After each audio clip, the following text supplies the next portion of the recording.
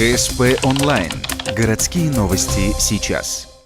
В администрации города прошел круглый стол с представителями нефтешахтного управления, Яригонефти и общественниками.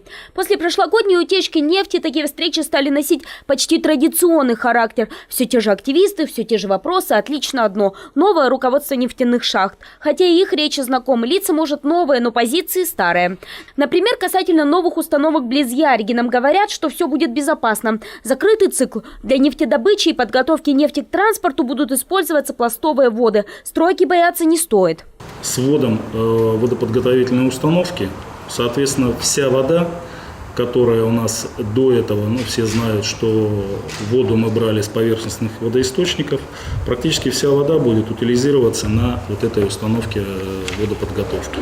Но если с этим все более или менее понятно, то совсем непонятен водозабор с реки Сидью. И туда недавно добрались руки нефтяников. То, что насос шумный, никого в принципе не волнует. Разумеется, кроме экоактивистов и местных жителей. Все же понимают, местные не только наслаждаются природой, но и кормятся ее плодами. Что это места, в общем-то, такие дремучие, что там люди могут рыбачить, охотиться.